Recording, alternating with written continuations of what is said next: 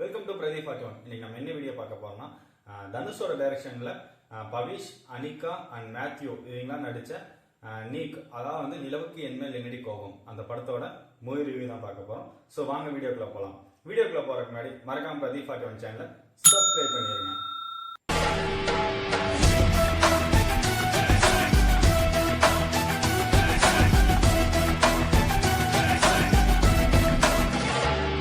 நிலவுக்கு என்மேல் என்னடி கோபம் இந்த படத்தோட கதைக்கலை என்ன கேட்டீங்கன்னா, ஹீரோ ஓப்பனிங்ல இருந்து லவ் ஃபெயிலியர்ல சுத்திட்டு இருக்காரு.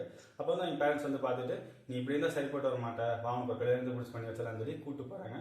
அங்க என்ன ஒரு சர்ப்ரைசிங்னா, அந்த பார்த்த பொண்ணு வந்து பாத்தீங்கன்னா அவங்க கூட படிச்ச ஒரு ஃப்ரெண்டா இருக்காங்க. அதனால அந்த பொண்ணு என்ன சொல்றாங்கன்னா, நாங்க ரெண்டு ஃப்ரெண்ட்ஸாவே பழகிட்டோம், திடுப்புன்னு ரெண்டு பேரும் ஹஸ்பண்ட் ஒய்ஃப்னு சொன்னா எப்படி நாங்க ஏத்துக்கிறது, அதனால நாங்க ரெண்டு பேரும் பழகிக்கிறோம், அதுக்கப்புறம் கல்யாணம் பண்ணிக்கலாம் சொல்லி பேசுறாங்க. அப்ப ஹீரோவுக்கு ஒரு நாள் தான் எக்ஸ்ட்ரா ஒர்க் இருந்து ஒரு இன்விடேஷன் வருது. அந்த இன்விடேஷனை பார்த்துட்டு அந்த கல்யாணம் பண்ற பொண்ணு கிட்ட போய் காட்டுறாரு. நான் இந்த மாதிரி அந்த பொண்ணோட கல்யாணத்துக்கு போயிட்டேன்னு கேட்கும்போது, சரி உனக்கு இன்ட்ரெஸ்ட் தான் போயிட்டு அப்படின்னு சொல்லி அனுப்பி வைக்கிறாங்க. ஸோ இதுக்கப்புறம் அந்த கல்யாணத்தில் என்ன நடந்துச்சு, அங்கே நடந்த கூத்துகள், இதுதான் இந்த படத்தோட மீதி கதையா இருக்குது. இந்த படத்துல பிளஸ் என்னன்னு கேட்டீங்கன்னா, ஃபர்ஸ்ட் பாயிண்ட் ஹீரோ பவிஷ். இவர் வந்து அறிமுக ஆக்டரா இருந்தாலுமே பார்க்கறதுக்கு அவரோட ஆக்டிங்லாம் நார்மலாக நல்லா இருக்குது. ஒரு புதுமுக நடிக்கிற மாதிரி நம்மளுக்கு தெரியல. ஆல்ரெடி எல்லா படத்துல பண்ற ஹீரோ எப்படி பண்ணா எப்படி இருக்குமோ அந்த மாதிரி எட்டு வந்திருக்காரு.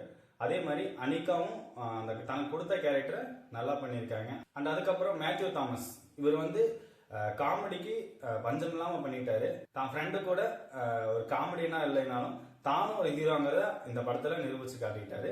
சினிமாட்டோகிராஃபி லியோன் பிரீட்டோ வந்து இதுல சினிமாட்டோகிராஃபி உண்மையில நல்லா பண்ணியிருக்காரு. இந்த படத்துல ரொம்ப ஒர்த்தா பண்ணதுன்னா சினிமாட்டோகிராஃபி தான் சொல்லுவேன். ஏன்னா ஒவ்வொரு ஆங்கிளும் வந்து நம்மளுக்கு நீட்டா கிளீனா ஒரு லவ் கான்செப்ட் இந்த மாதிரி தான் சினிமாட்டோகிராஃபின்னு சொல்லி நம்மளுக்கு நல்லபடியா கட்டியிருக்காரு. அதே மாதிரி சிஜி ஒர்க்ஸ்ல பார்க்கும்போது வந்து அதுக்கு உண்டான சினிமாட்டோகிராஃபி நல்லா கொடுத்தாரு. லைட்டிங்ஸ் இதெல்லாம் நல்லாவே இருக்குது. மியூசிக், இந்த படத்துல வந்து மியூசிக் வந்து ஜிவி பிரகாஷ் குமார் பண்ணியிருக்காரு. ஜிவி பிரகாஷ் குமார் வந்து இதுல மியூசிக் நல்லா பண்ணியிருந்தாலுமே அவர் வந்து கிங்ஸ்டன் படம் பண்ணிட்டதுனால இதை வந்து தர்மத்துக்குன்னு தள்ளி விட்டுட்டாரு. அதுதான் ஒரு பிளஸ் பாயிண்ட் இதுல. ஏன்னா 3 படத்துல பாத்தீங்கன்னா அனிருத்தோட மியூசிக் அந்த லவ்க்கு வந்து ஒரு உயிர் கொடுத்த மாதிரி நல்லா இருந்துச்சு. ஆனா இந்த படத்துல வந்து உயிரை கொடுத்த மாதிரியே தெரியல, ஏதோ எடுத்து கொடுத்து அனுப்பி விட்டுருக்காருன்னு மட்டும் நல்லா தெரியுது. ஆனா பாடல்கள் ஒவ்வொன்றும் கேட்கறதுக்கு நல்லாவே இருந்துச்சு. அதே மாதிரி பிரியங்கா மோகன் அந்த ஒரு சாங் பண்ணதாகட்டும், அதெல்லாம் உண்மையாலே நல்லாவே இருந்துச்சு. இந்த படத்தோட டைரக்டர் யாருன்னு கேட்டீங்கன்னா தனுஷ். தனுஷ் உண்மையாலுமே வந்து பவர் பாண்டிங்கிற படத்துல நல்லபடியா பண்ணி நல்ல வெற்றி அடைஞ்சிட்டாரு. நிலவுக்கு என்மேல் என்னடி கோபம் படம் பண்ணும்போது வந்து பாத்தீங்கன்னா கதைக்களத்தை வந்து ஆல்ரெடி எல்லாமே பண்ண ஒரு லவ் கான்செப்டா இருந்தாலும் இது ஒரு இப்ப இருக்க பசங்களுக்கு பிடிச்சபடியா எட்டு வந்திருக்காரு. ஸ்கிரீன் பிளே, இந்த படத்தை ஸ்கிரீன் பிளே வந்து பாத்தீங்கன்னா ஃபர்ஸ்ட் ஹாஃப்ல இருந்து செகண்ட் ஹாஃப் வரைக்கும் கரெக்டா எட்டு போயிட்டாங்க. அது ஒரு நல்லபடியா பண்ணியிருக்காங்க. இந்த படத்துல மைனஸ் என்னன்னு கேட்டீங்கன்னா, ஃபர்ஸ்ட் பாயிண்ட் பவிஷோட ஆக்டிங் தான் சொல்லுவேன்.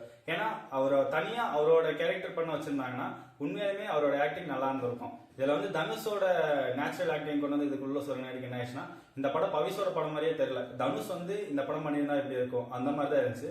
அதே மாதிரி இந்த படத்துல கதைக்களத்தை கேட்கும் போது என்னன்னா, ஒரு 3 படம் விஐபி படம் பார்த்தா எப்படி ஃபீலிங் இருக்குமோ அந்த மாதிரி தான் நமக்கு அந்த ஃபீலிங்கை கொடுத்துருக்காரு. இந்த படத்தை வந்து பவிஷ் பண்ற பொதுவா தனுஷே பண்ணியிருந்தாருன்னா எப்படி இருக்கும் அந்த மாதிரி தான் இருந்துச்சு நம்மளுக்கு. இந்த படத்துல ஃபர்ஸ்ட் ஹாஃப் ஆகட்டும் செகண்ட் ஹாஃப் ஆகட்டும், ஃபர்ஸ்ட் ஹாஃப் வந்து நம்மளுக்கு மைல்டா எடுத்துட்டு போயிட்டு செகண்ட் ஹாஃப்ல வந்து கொஞ்சம் கொஞ்சம் சொதப்பி இது பண்ணிட்டாங்க. அதே மாதிரி கிளைமேக்ஸ்ல சொல்லவே வேணாம், எதுக்கு அந்த கிளைமேக்ஸ்ன்னு தெரியவே இல்லை. ஏன்னா கிளைமேக்ஸை சடாரணமா முடிச்சிருக்கலாம், அங்க எடுத்துட்டு போய் கிளைமேக்ஸ் எங்கேயோ சொதப்பி வச்சுக்கிட்டாங்க. ஆனா இந்த படத்துக்கு வந்து ஒரே ஒரு கேரக்டர் மட்டும் தேவையில்லாம சுத்திட்டு இருக்காங்க, அது மட்டும் என்னன்னே தெரியல. அந்த கேரக்டர் மட்டும் இல்லாம இருந்தாங்கன்னா இன்னும் கொஞ்சம் படம் நல்லபடியா போயிருக்கும். இந்த படத்துல செகண்ட் ஹாஃப்ல பாத்தீங்கன்னா மியூசிக் தர்ம அடியே வாங்கிருச்சு. ஜிவி பிரகாஷ் குமார் வந்து ஏன்டா இப்படி பண்ணாருங்கிற ஃபீலிங்லாம் ஆயிடுச்சு.